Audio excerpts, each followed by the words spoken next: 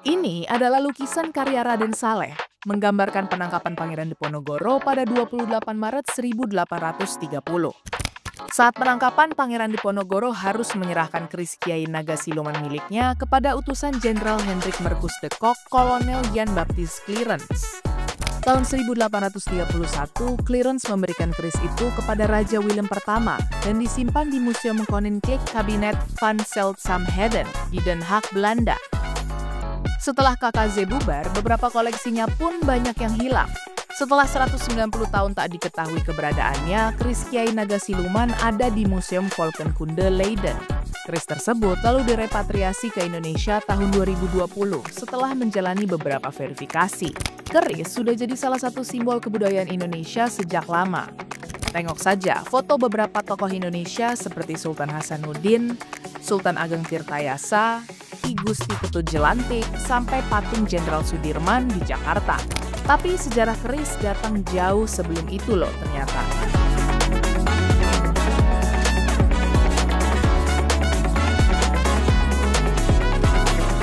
Keris adalah senjata tikam yang bilahnya terbuat dari logam seperti nikel, besi baja, sampai meteorit. Ada beberapa teori munculnya keris. G.B. Gardner bilang, keris merupakan bentuk perkembangan dari senjata tikam zaman prasejarah.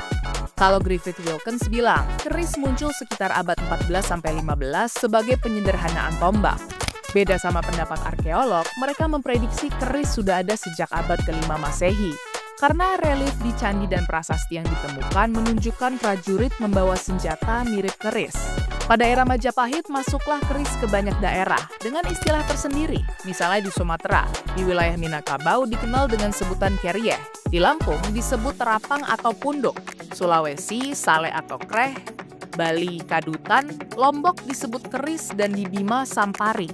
Bahkan penyebarannya meluas ke negara Asia Tenggara lain seperti Malaysia, Brunei, Filipina, Kamboja, dan Thailand. Fungsi dari keris ternyata lebih dari sebatas senjata tikam saja. Keris sering digambarkan dalam pewayangan. Selain itu jadi tanda pangkat, identitas keluarga, sampai dipercaya jadi tempat berhuninya roh. Jadi pelengkap busana acara resmi juga, seperti di perkawinan atau melayang. Dalam bukunya The History of Java, Sir Stamford Raffles bilang, prajurit Jawa menggunakan keris sampai 3 buah. Dari orang tua, mertua, dan miliknya sendiri. Fun fact nih, dulu laki-laki kalau keluar rumah nggak bawa keris dirasa kayak telanjang. Karena keris jadi simbol harga diri dan kehadiran laki-laki. Bahkan seorang pengantin pria yang tiba-tiba berhalangan datang bisa diwakili kerisnya loh. Makin kesini ada pergeseran fungsi keris. Selain tetap jadi pelengkap busana adat, keris banyak digunakan untuk jadi cenderamata sampai barang koleksi. Nah, ada beberapa istilah yang perlu kamu ketahui soal keris. 1. Orang yang membuat keris itu namanya empu. Kota Sumeneb di ujung Pulau Madura dijuluki kota keris karena sudah punya 600 empu di tahun 2024. 2. Bagian keris itu ada namanya masing-masing. Hulu, pesi, ganja, wilahan, warangka. 3. Penamaan bentuk atau tipe keris istilahnya dapur. Ada dapur keris lurus seperti keris kebolajer, keris lingan, dan keris jalak sangu tumpeng. Dan dapur keris lekuk atau luk yang bergelombang seperti ini. Keris sempana luk 9, keris Sinjamerjaya luk 9, dan keris jangkung luk 3. Keris Indonesia telah diakui sebagai warisan budaya tak benda atau Intangible Cultural Heritage oleh UNESCO sejak 2005. Memperingati 19 tahun pengukuhan tersebut, Museum Nasional Indonesia menggelar pameran pesona keris Nusantara yang berlangsung dari 25 November sampai 31 Desember 2024.